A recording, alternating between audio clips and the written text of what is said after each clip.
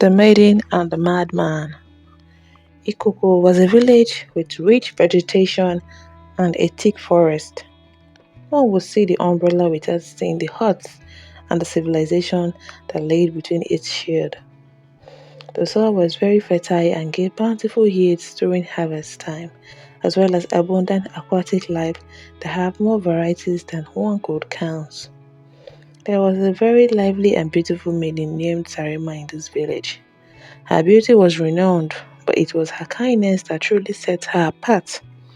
It was said that her kindness was the most complete a human could possess. She had beauty both inward as well as outward. Sarima's heart was as vast as the sky, always ready to embrace those in need. She could never see anyone in need without responding to reach a helping hand. One fateful day, as Sarima made her way to the river to fetch water, she encountered a figure that the villagers often spoke of in hushed tones. They spoke of the man in hushed tones because the people of Ikoko had been taught that life is sacred and must be treated with dignity and respect. Their culture did not just frown at outrightly insulting or treating people with indignity, but also had punitive measures against those found wanting. And so she came across Iyaye, the madman. He roamed the village with wide eyes and very unkempt hair. The children ran from him, and the adults pitied him from a distance, especially because they could not seem to have anything to do so as to correct the problem with Iyaye's brain. But Sarima saw something different in Iyaye's eyes, a flicker of humanity, a soul lost in the wilderness of his mind. She wondered what had been responsible for his shift from reality and conventional lifestyle. Ignoring the warning of the villagers, Sarima approached Iyaye with a gentle smile. She said a few kind words to him and deduced from the interaction that he was hungry. She went back home to get some food for the madman. She offered him food and spoke to him as if he were an old friend. Iyaye's initial reaction was one of confusion and fear, but Sarima's persistence began to break through the walls of his madness. They say kindness chips away at the hardest of concrete. Day after day, she visited him, bringing not just sustenance, but also stories and songs that spoke to his heart. During these sections, she would give him food, personal effects, and share memorable interactions with Inyaye. This touched Inyaye's heart. He felt human again, even if he was out and at the mercy of the natural elements.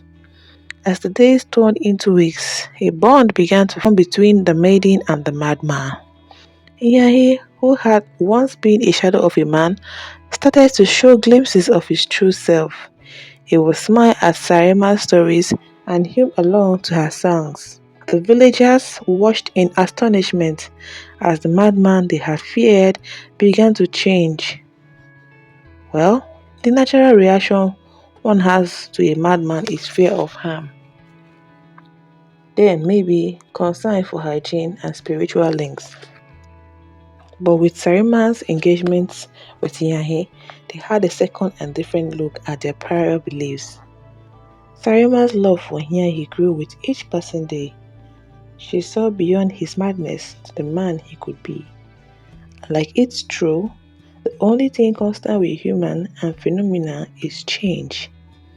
Even the climate has changed. Well, their apparent strange love blossomed in secret, hidden from the prying eyes of the village. As far as the villagers knew, she was only extending a hand of kindness toward Inyaye and had no romantic links attached. Unknown to them, however, roots had grown deep from the seed they two had planted in the fertile ground of their hearts. But love, like the river, cannot be contained. It flows freely, carrying its path through the hardest of stones. The village went agog with the story of a maiden having an affair with a madman. Some condemned it, calling it an abominable act.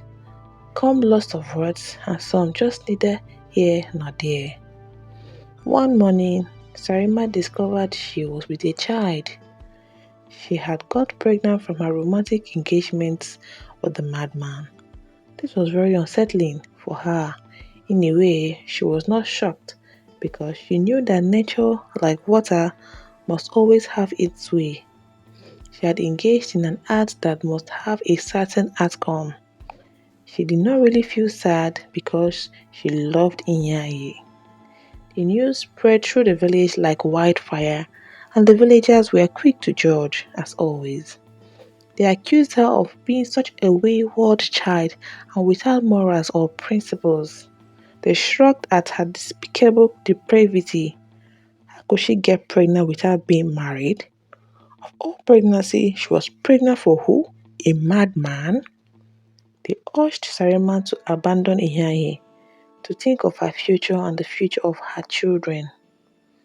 But Sarima's love was unwavering. She believed in Iyahe, believed that he could get healed. Her soul got entwined with his, and the bond she felt was stronger than any adhesive could achieve.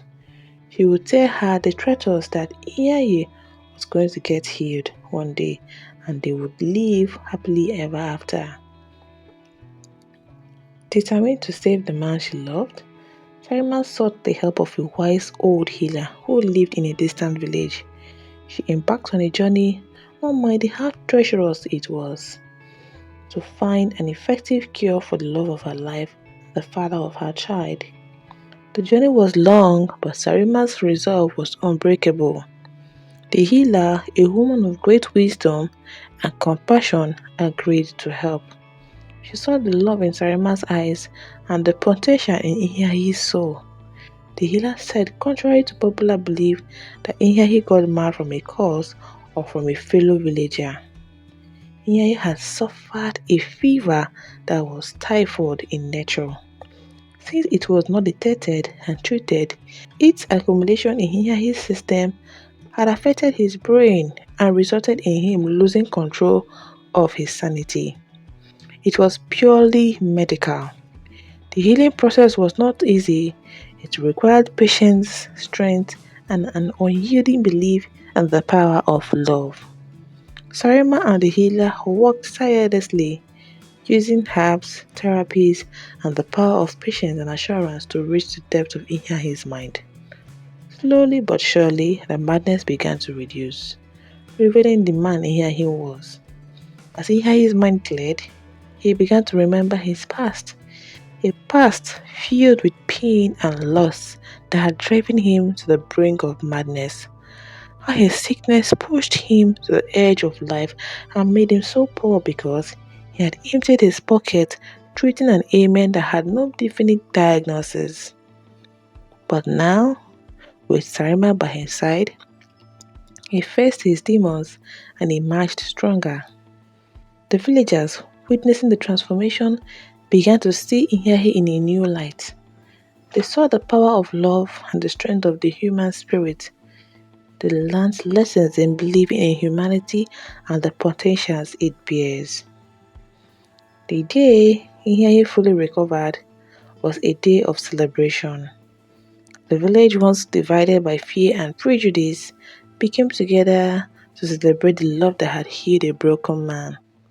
They also gave spoken words, testament of how persistent belief in possibility had made a reversal in the life of Inyahi. By this time, Sarima was almost due for childbirth.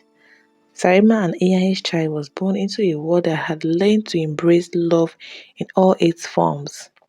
Their story became a legend, a tale of love and redemption that was passed down through generations.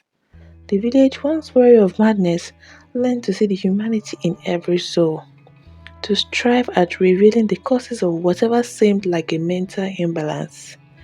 They were advised to seek professional and medical advice anytime an issue arose that compounded their little knowledge. And Sarima and Inyahi, their love stronger than ever, lived a life filled with joy and gratitude. We hope you enjoyed our story. Make us know how we need to improve in the comment section. Continue to share our stories, like and subscribe to our channel. Thank you.